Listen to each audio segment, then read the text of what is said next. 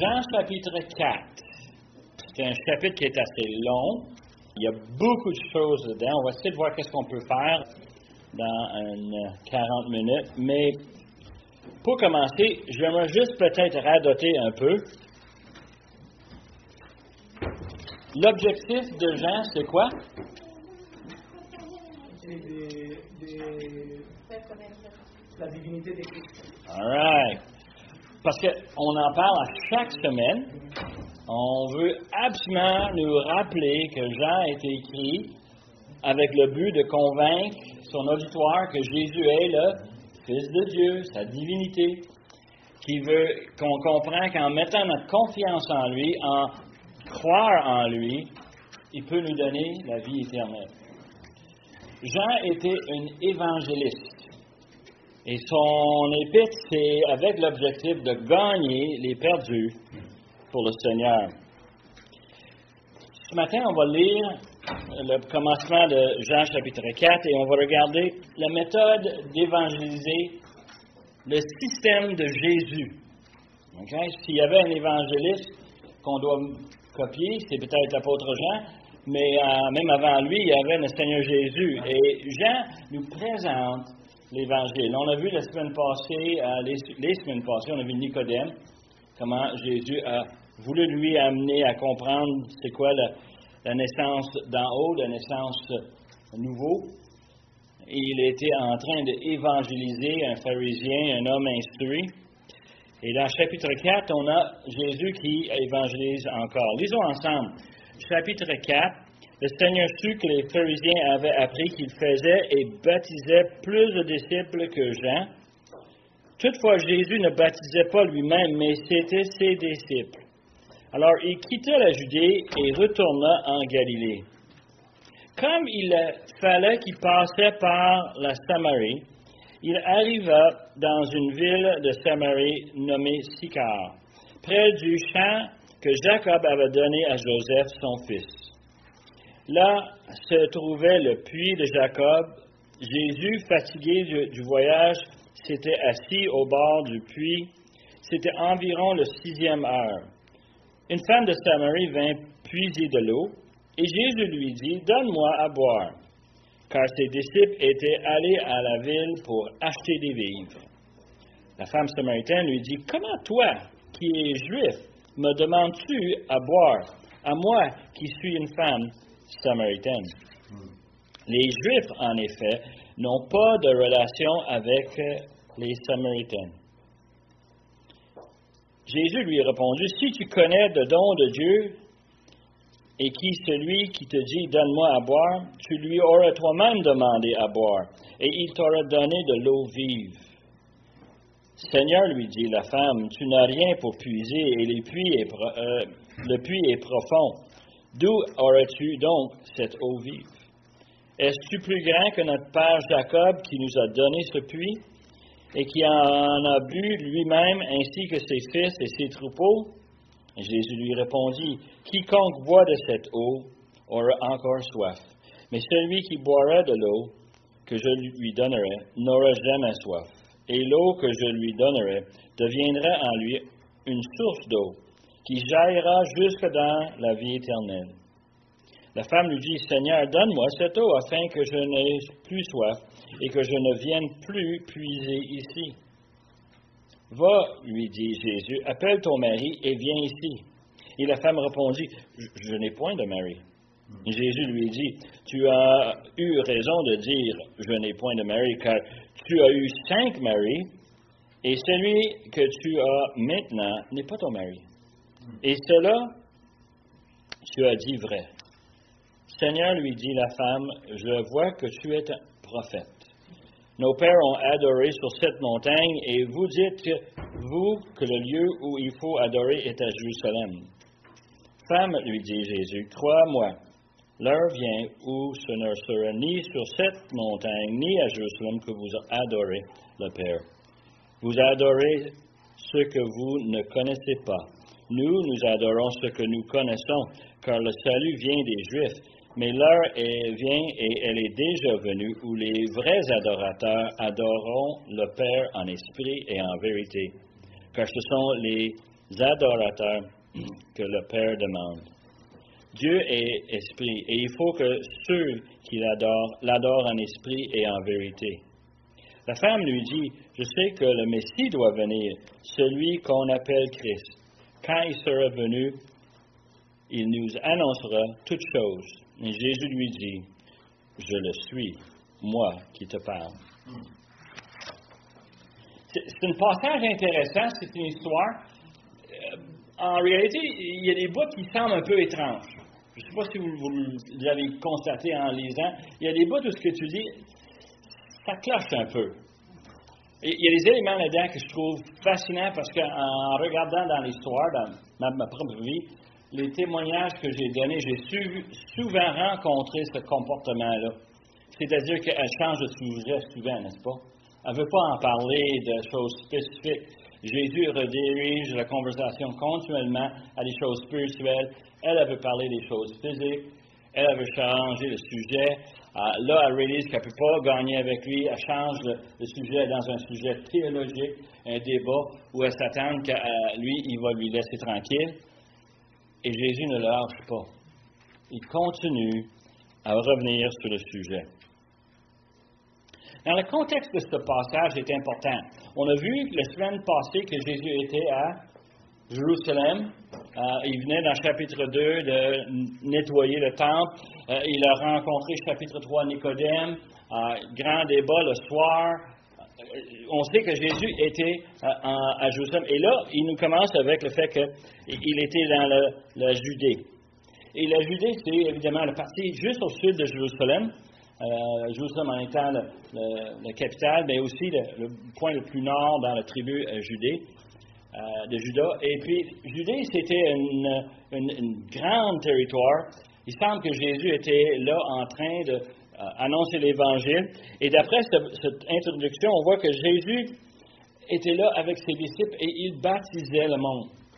Et Jean est clair ici pour nous dire que ce n'est pas Jésus qui baptisait, mais c'était ses disciples. Alors, il quitte la Judée pour aller en Galilée.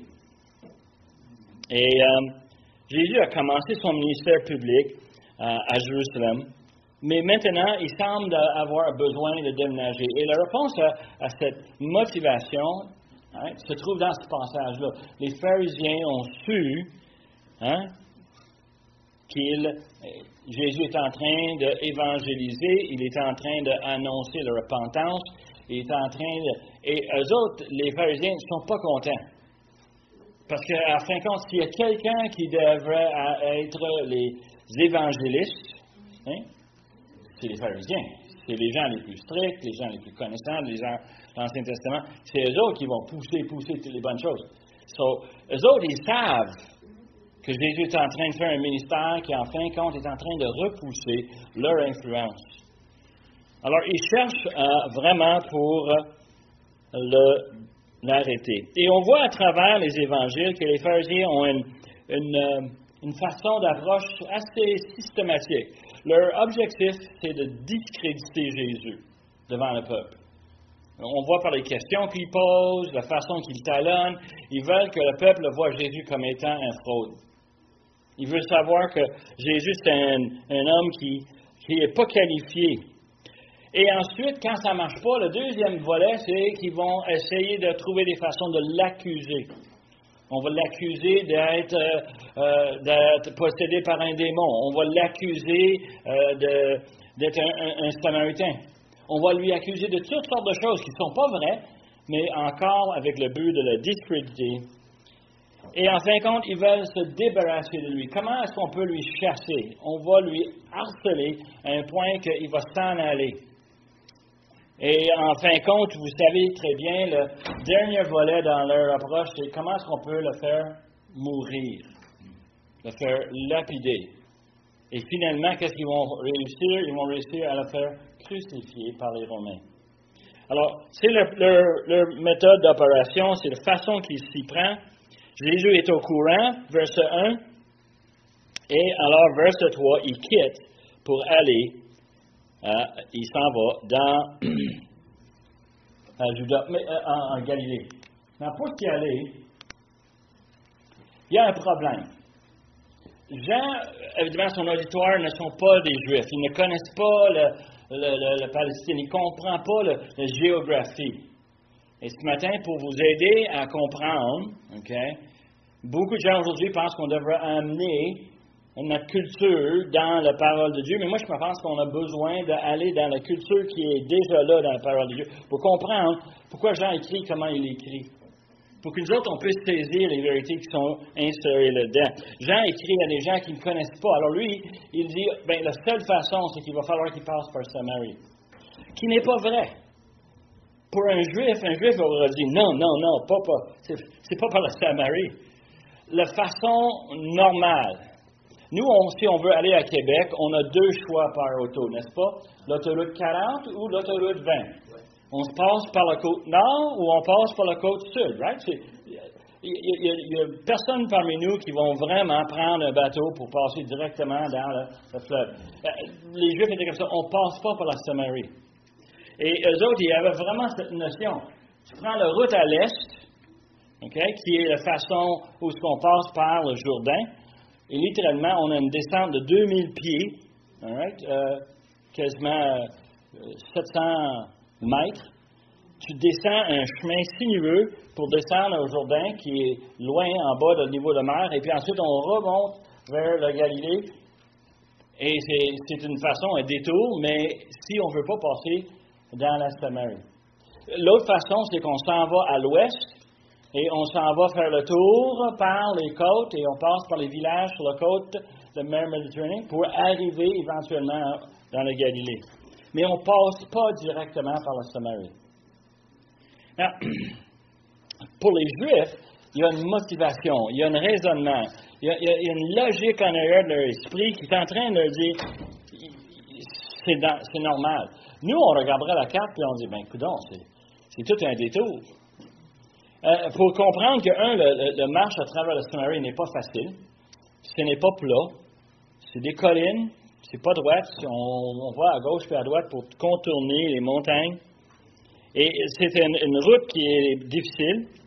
C'est une route qui n'est pas bien construite. Les Romains sont rentrés dans les différents pays qui faisaient la conquête, puis ils construisaient avec les esclaves, ils construisaient des routes de pierre pour faciliter le transport des soldats d'une place à l'autre, puis évidemment, le public en profitait. Dans la Palestine, on avait une route sur la côte, et celle-là était bien construite, mais pas à travers la Samarie. Alors, il y a bien des différentes théories pourquoi Jésus est allé dans la Samarie. Une des choses qu'il se dit, c'est que ça se peut-tu qu'il voulait se débarrasser des pharisiens. Il voulait la paix. Puis si on passe par la Samarie, eux autres, ils n'iraient pas dans la Samarie. Alors, lui, il passait là simplement pour s'éviter des pharisiens. Une idée intéressante. Mais moi, je suis convaincu qu'il y avait une autre raison. Et je suis convaincu que Jésus passait par la Samarie parce qu'il savait qu'il y avait des hommes qui avaient besoin d'entendre l'Évangile. Jésus, comme évangéliste, a choisi la route pour être capable d'amener l'Évangile à ces gens-là. Alors, pourquoi la Samarie est si méchant? Laissons l'histoire. On va retourner dans l'histoire d'Israël. Il faut retourner très loin d'ailleurs. Il faut retourner à environ 930 avant la naissance de notre Seigneur Jésus, presque 1000 ans. Salomon est roi et Dieu l'a puni, l'a jugé pour son désobéissance, pour les idoles qu'il a amenées dans le pays. Et Dieu a littéralement arraché son royaume en deux.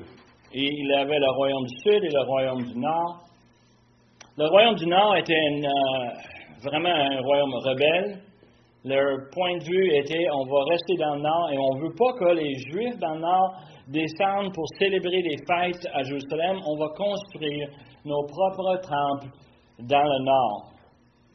Et alors, ils avaient deux places à Bethel et à le mont Gerizim où ils gardaient les peuples en forme d'esclavage à des faux dieux pour ne pas être obligés de se mêler avec les peuples du Sud.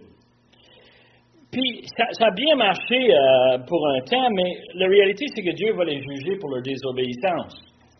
et Dieu les a amenés en captivité. Ils ont eu une vingtaine de rois. Il n'y en a aucun de ces rois qui ont suivi l'Éternel. Une vingtaine, c'était très haut. En plus, il y avait une reine, elle non plus.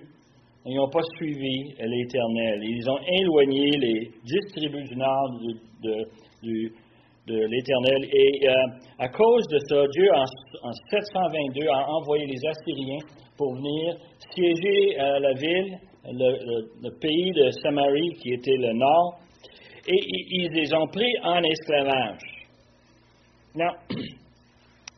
Ils ont amené les esclaves ailleurs, mais ils en ont laissé les faibles, les pauvres, ils les ont laissés dans le pays pour continuer à travailler les champs. Et les Assyriens avaient un système de déportation très élaboré. Ils prenaient un peuple d'un pays qu'ils avaient conquis, ils les amenaient dans un autre pays où ils les avaient conquis. Ils prenaient le peuple de ce pays-là, ils les amenaient, ils les plaçaient où ils avaient conquis. Ils faisaient l'échange, chaises musicales des pays. Ils faisaient ça parce que, évidemment, ça décourageait la rébellion. Ça forçait les gens à se débrouiller pour se survivre. Ils perdaient tout ce qu'ils avaient, puis il fallait qu'ils recommencent de nouveau. Il y avait une façon d'amener les gens qui ne parlaient pas la même langue, qui n'avaient pas les mêmes coutumes, les mêmes cultures, et ils les forçaient à s'intégrer. Ça faisait un monde extrêmement difficile dans lequel on était polythéiste. On avait toutes sortes de dieux. Roy, toi, tu viens d'un autre pays, tu amènes tes dieux. Okay? Jacques, toi, tu viens ici du Québec, tu as tes dieux. Et les gens venaient de partout. Tu peux voir le millimélo que ça faisait dans le pays. Mais ça remplit, parce qu'à la longue, on s'installe, on travaille, on se fournit la nourriture, on fait le commerce ensemble. Devine quoi? Les enfants de Roy sont très, très jolis. Hein? Les miennes sont très, très beaux. Qu'est-ce qu'on fait? Bien, on les marie. On se fait une entente. Lui est un homme de succès. Ça va bien ses affaires. Et tout à coup, on a un peuple qui est vraiment mêlé. Et pour les Juifs, peux-tu imaginer qu'est-ce que c'est ça? Ça, c'est impur. Ça, c'est de mélanger le sang juif avec un sang d'un autre pays où qui sert un autre Dieu. On ne veut rien savoir d'eux autres. On les rejette. Et vous voyez, tu vois le problème avec les Samaritains? Un peuple de race mêlée, ça va encore plus loin. Mais il y avait un peu des sangs juifs aussi. Ben oui, ils étaient pas non plus considérés comme un peuple à part. Ils savaient que c'était une sorte de frères, mais un peu mélangés. La perte d'identité, ils perdaient l'identité. Et dans notre passage, on arrive à la fin, et qu'est-ce qu'elle dit? Je sais qu'on attend un Messie. Pourquoi est-ce qu'elle pense ça? Bon, les gens dans le Nord avaient gardé le Pentateuque, les 5 premiers livres de la Bible. Et évidemment, quand Moïse parlait de celui qui s'en vient, le Messie, ben, les Samaritains, ils le savaient très bien. Dans leur religion millimélo, ils savaient très bien que les Juifs avaient raison. C'était eux autres qui étaient pour fournir le Messie. Elle en avait hâte. Mais retournons dans l'histoire. Un élément essentiel à comprendre, c'est que les Juifs du Sud, qui étaient nettement meilleurs, n'est-ce pas, ils ont resté dans leur pays plus longtemps, mais quand même, Dieu les a jugés, eux aussi, leur désobéissance. Et on les a enlevés comme esclaves, on les a déportés, on les a amenés, et pour 70 ans, ils étaient à Babylone. Et qu'est-ce qui arrive? Après 70 ans, on les retourne dans l'an 536. On envoie des Juifs pour reconstruire le temple, pour reconstruire le muraille à Jérusalem. Dans les Samaritains qui sont là, eux autres, ils ont un petit peu de sang juif. Alors, eux autres, quand ils l'ont dit, bien, on va venir vous aider. Qu'est-ce que vous pensez que les Juifs ont dit?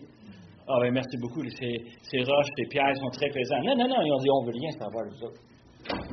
Et les Samaritains, à ce moment-là, ils sont allés sur le mont Gerizim, ils ont reconstruit le temple d'autrefois, et ils ont installé leurs idoles, et ont dit, tant pis, on ne retourne pas à Jérusalem.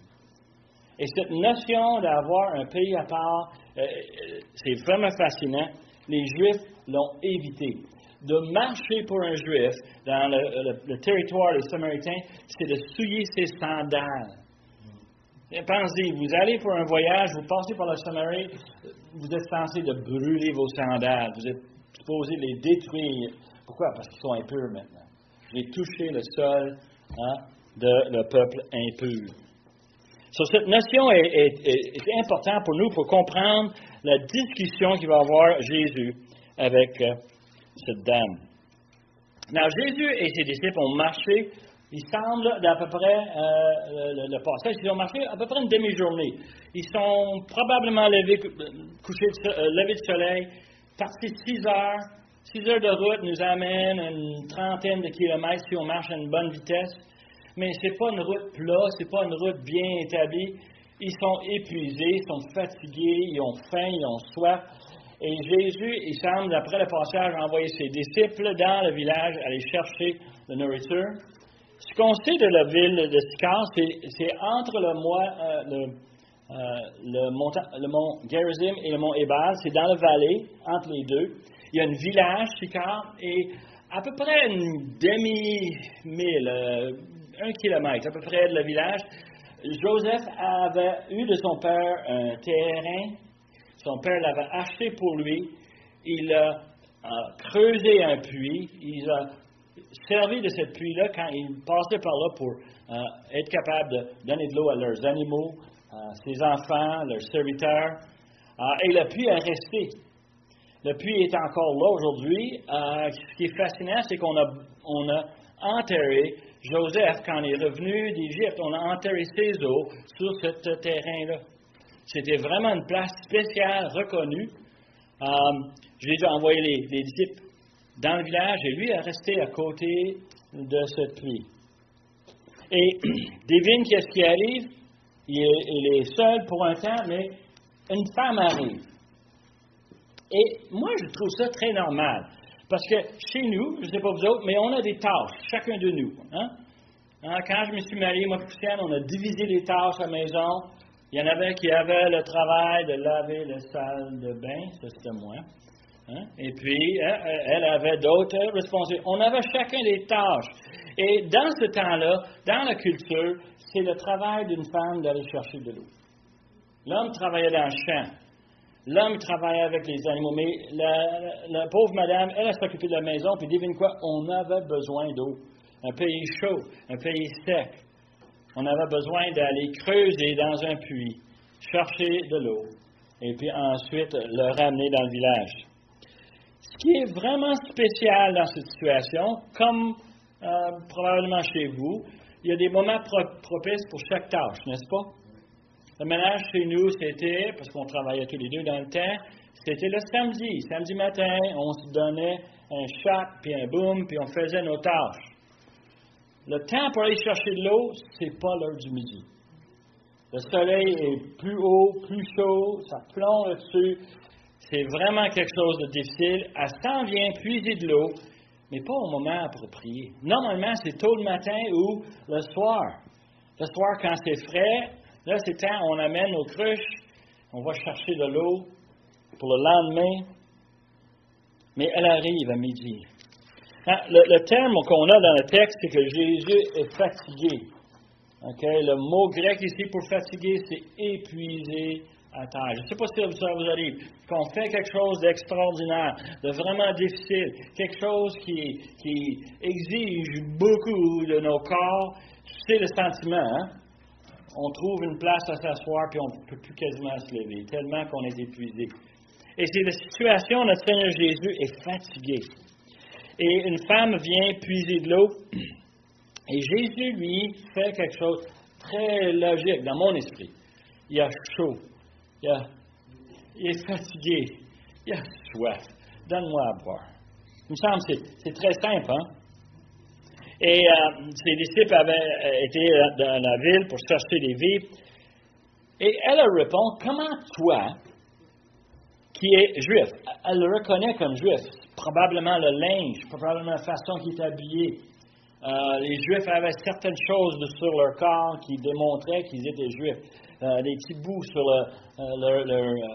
leur manteau. Comment est-ce que tu peux me demander ça, toi qui es Juif? Moi, je suis une femme samaritaine. Et là, il y a une parenthèse. Ce qui est écrit ici, là, c'est Jean qui l'a ajouté. Et Jean a dit, parce que son auditoire ne le sait pas, il ne comprend pas toute l'histoire que je viens de vous expliquer, il lui dit, quoi? Les Juifs, en effet, n'ont pas de relation avec les Samaritains. Le mot grec ici, de ne pas avoir des relations, très intéressant. Moi, je trouve ça drôle, mais pour un grec qui entend ça, qui le lit, il va tout de suite comprendre. Le mot veut dire de ne pas avoir des relations, littéralement, de ne pas se servir des mêmes ustensiles. All right? Puis quand elle est dans la cuisine, elle fait une popote, elle prend une cuillère, elle goûte, c'est bon, elle prend une autre cuillère, elle me donne. Je partage intimement avec mon épouse la cuillère pour voir qu'est-ce qu'on va manger. C'est quelque chose qu'on partage. On se sert de même verre, de même vaisselle. On partage tout. Ici, le mot veut dire on ne prend pas le même ustensile. J'ai une tasse pour boire de l'eau, tu ne peux pas la boire, toi. On ne partage pas la tasse. C'est pas pour toi, c'est pour moi. Il y a une division entre moi et toi. Il y a une séparation entre moi et toi. Entre Jésus, un juif, et une femme samaritaine, il y a une division, une séparation. Et Jean l'explique à son auditoire, parce que son auditoire va dire, comment ça se fait, c'est bien logique, il a soif. Donne-y de l'eau, le pauvre bonhomme, comment? Hein? Et non, tu ne comprends pas, on ne partage rien. Tu ne devrais même pas me parler. Les Juifs, juste pour donner une culture, dans la nation juive, on va voir un monde chauviniste, OK? Vous êtes prêtes, là? Excusez-moi, les madames. OK? C'est bien simple, OK? Les Juifs ne parlaient pas à des femmes. Les hommes juifs ne parlaient pas à des femmes. On est dans le marché, c'est quelqu'un d'autre qui va lui parler, pas moi. Hein? Je vais parler à son mari, mais je ne parlerai pas à elle. Alors, c'était vraiment quelque chose de spécial. Pour les pharisiens, qui sont les plus juifs des Juifs, ils n'avaient pas le droit de parler à leurs propres membres de famille féminine en public. J'ai quelque chose à dire à ma femme. Attends qu'on arrive à la maison, toi. Hein? Pas ici. J'ai pas le droit de parler. C'était vraiment une culture très bien ordonnée. Et elle a dit, quoi, toi, tu veux parler à moi samaritaine? Tu veux parler à moi femme? Hey! Il doit être désespéré, n'est-ce pas? Et elle voit quelque chose. Non, elle est seule. Et dans l'histoire, il faut comprendre les éléments importants. Pourquoi est-ce qu'elle est seule?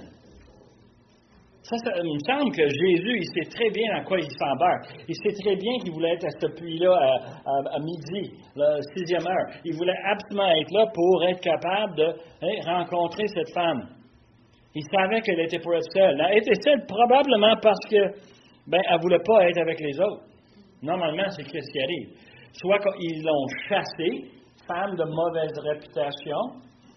Peut-être ils l'ont moquée à un point qu'elle est écœurée, elle ne veut plus entendre les insultes, elle ne veut pas entendre d'injures. Mais elle est seule. Et elle est confrontée avec Jésus. Alors, Jésus a planifié cette opportunité. Quand il lui demande de l'eau, OK, il sait que ça va être une offense.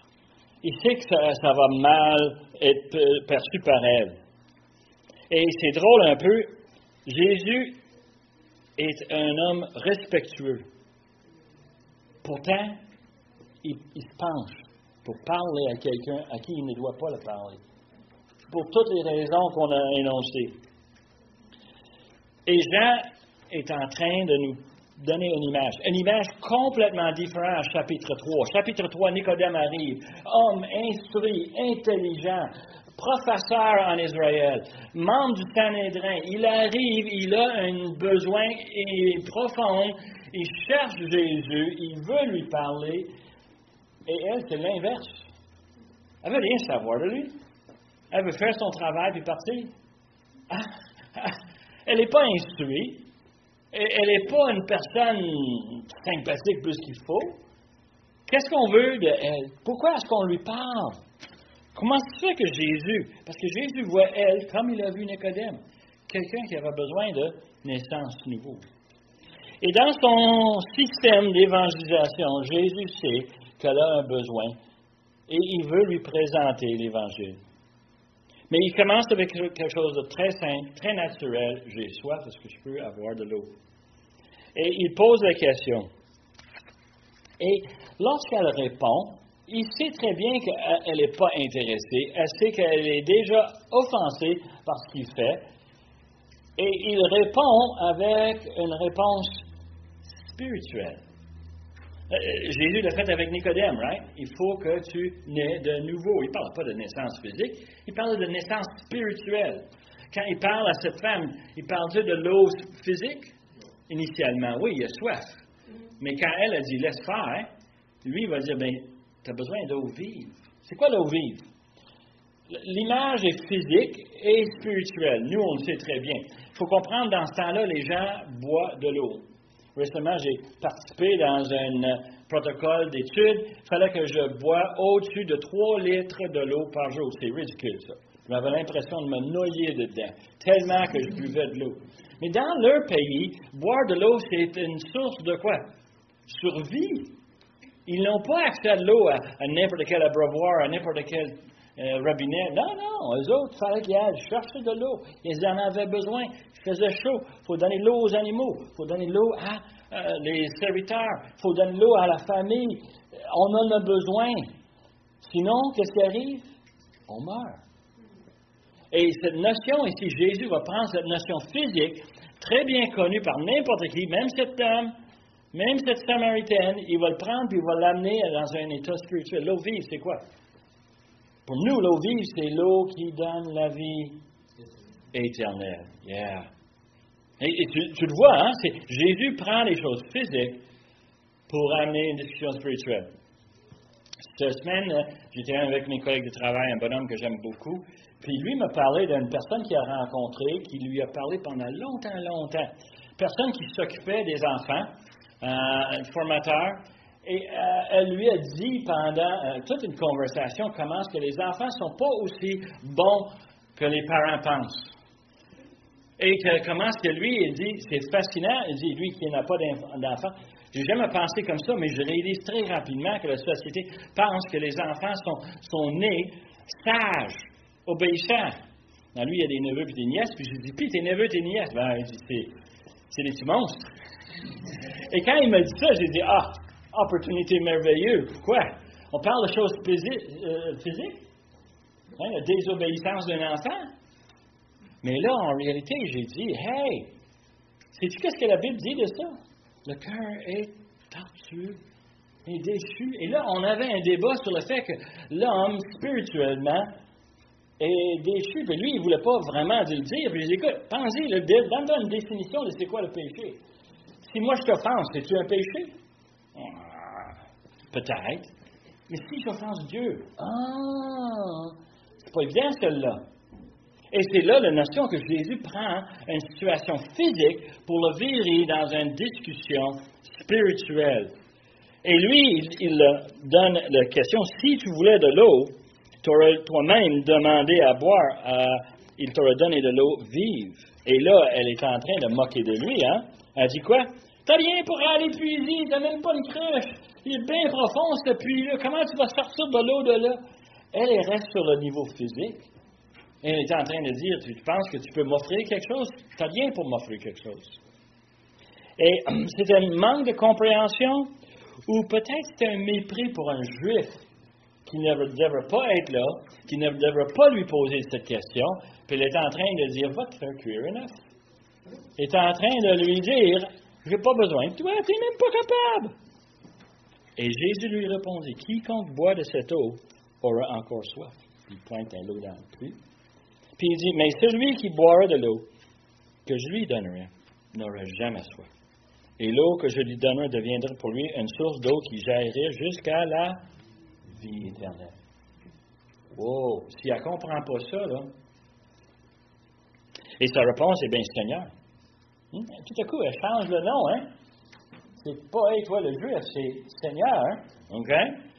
Donne-moi cette eau afin que je n'ai plus soif et que je ne vienne plus puiser ici. Attends une minute, elle est encore sur le palier physique. Elle pense, hey, wow, de l'eau qui me rassasie éternellement. La question, est-ce que c'est vraiment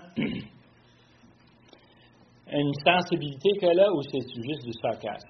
Moi, en étant expert dans le sarcasme, je suis encore tenté à penser qu'elle ne saisit pas et elle veut vraiment juste simplement l'envoyer promener. Mais verset 16, Jésus lui plante devant la réalité. Il dit, va chercher ton mari. Question piège, hein? Ben, j'en ai pas. Et là, il dit, tu dis bien, parce que tu n'en as pas. Tu en as eu 5, et celui que tu as actuellement, hein, tu vis en concubinage, tu n'es même pas marié avec. Hein? Et là, tout à coup, elle est confrontée avec quoi? Péché. Le péché dans sa vie.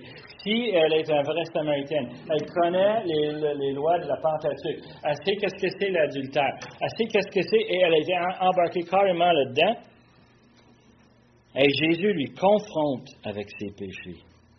Et elle se trouve dans une situation maladroite avec la vraie réponse parce que c'est gênant, c'est inconfortable.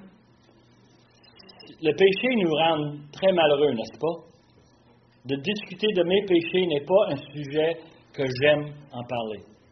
Ce n'est pas une conversation que j'aime avoir.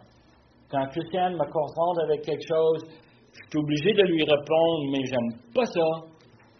J'aime pas ça. Et c'est normal, hein? Et Jésus lui donne un laissez-passer. C'est-tu donc gentil? Il dit quoi? Il dit que c'est le péché. Le péché est sérieux. Tu ne peux pas passer à côté. Tu es une gentille madame, puis oui, tu as eu la misère dans ta vie, puis tu étais maltraité, puis tu n'as pas eu ce que tu devais. Non, il ne dit pas ça. Il dit que c'est le péché. Il dit, je te dis quelque chose que personne d'autre sait. Surtout pas moi, un juif qui vient de loin. Comment je vais savoir que tu as eu 5 maris? Comment tu vas savoir que l'homme qui était avec n'est pas ton mari? Et elle sait très bien que c'est surnaturel. Elle sait que Jésus est en train de lui confronter. Et elle, pour changer le sujet, pour éviter la discussion, qu'est-ce qu'elle dit? Elle dit, je vois que tu es un prophète. Là, il dit, bien, merci beaucoup, c'est gentil. Non. Lui, il lâche pas la pédale. Lui, il va vraiment mettre en place cette madame. Elle lui dit, nos pères ont adoré sur cette montagne, c'est juste la montagne à côté du puits, le mont Gerizim. Et elle dit, vous voyez que le lieu où ce qu'il faut adorer, vous autres, vous le dites, les Juifs, c'est à Jérusalem. Elle pense qu'elle peut changer le sujet pour avoir un débat théologique qui évite quoi? Ses propres péchés.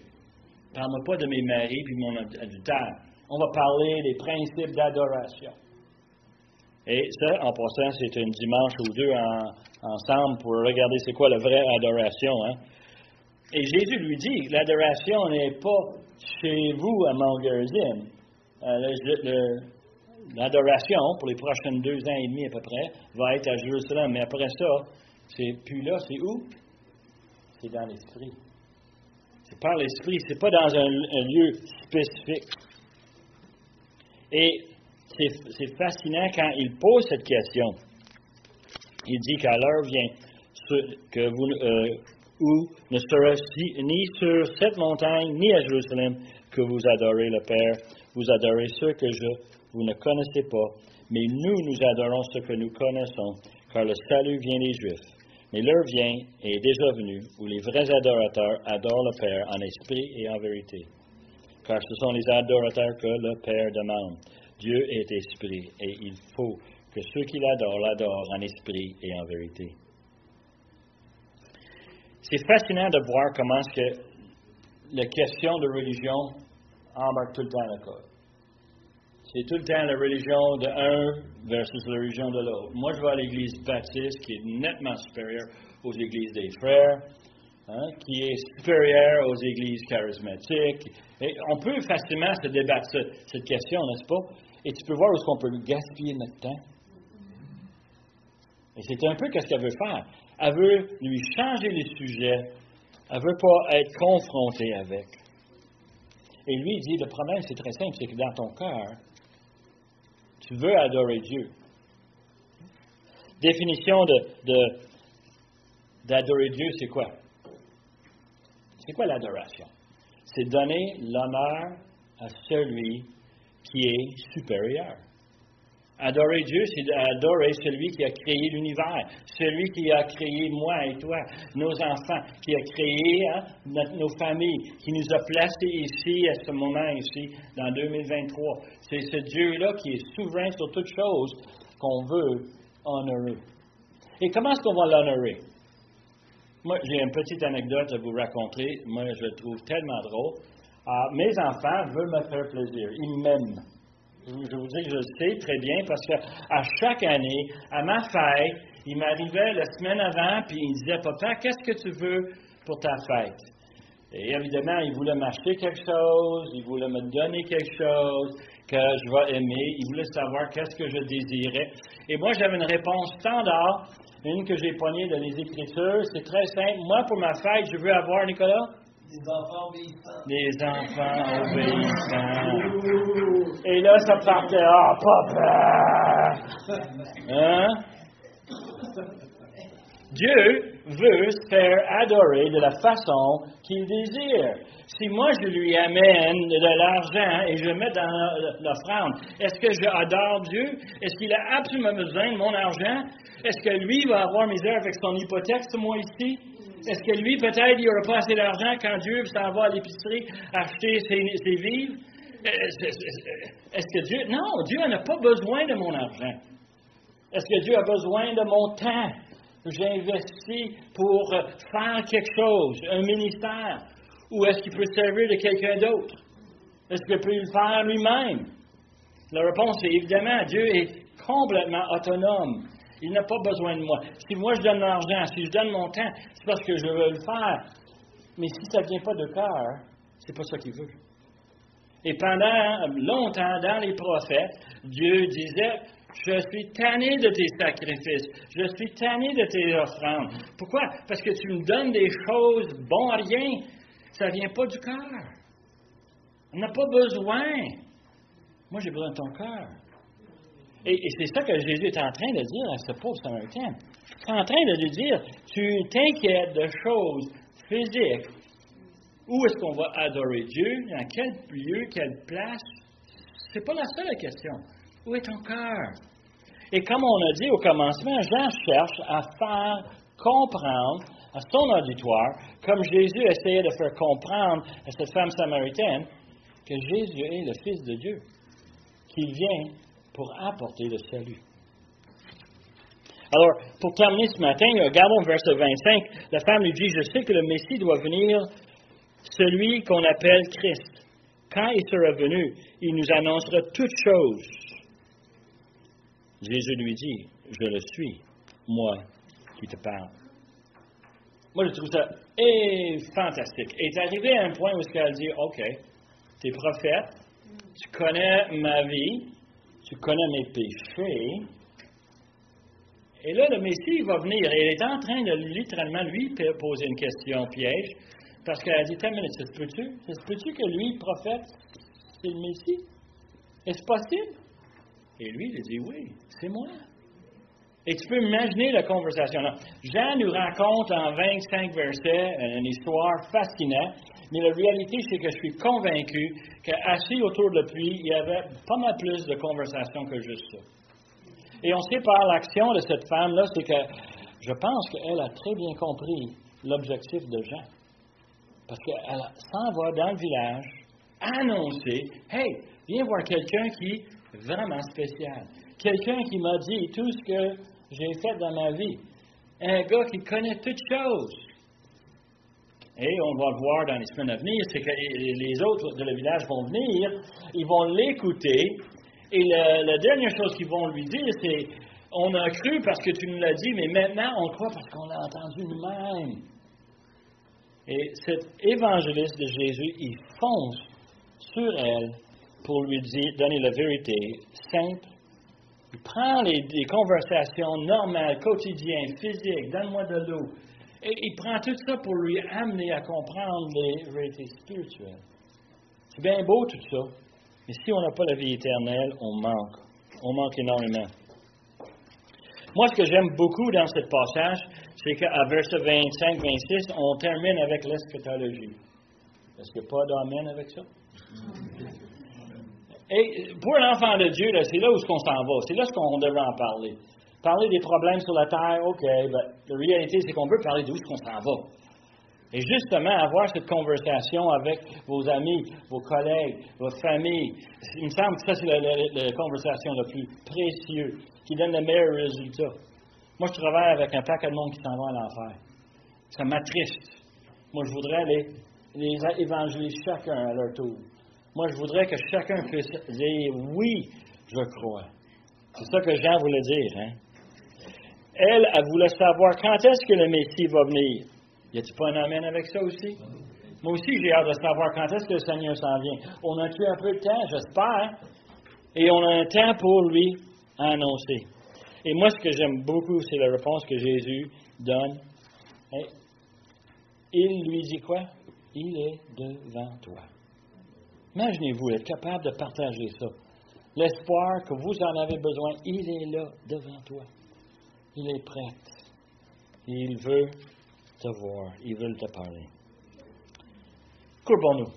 Père éternel, on veut te remercier pour ta parole qui nous touche. On voit comment est-ce que tu as envoyé ton Fils apporter l'Évangile, prendre les conversations et les amener sur toi. Donner gloire à toi à chaque instant, dans chaque chose. Chercher à annoncer la bonne nouvelle, la miséricorde qui est disponible à un peuple pécheur. Seigneur, tu es venu chercher chacun de nous et on est vraiment rempli de gratitude, mais on voudrait aussi servir pour partager ceci à d'autres. Comme la femme samaritaine, à chercher à annoncer la bonne nouvelle. Seigneur, on voudrait que tu serves de nous cette semaine. Profite de toutes les opportunités que tu as placées devant nous. On demande, Seigneur, que tu nous guides et que tu nous aides avec toutes les opportunités. Que toi, tu sois glorifié. Nous demandons ces choses par le nom de Jésus, notre Sauveur et notre Maître. Amen.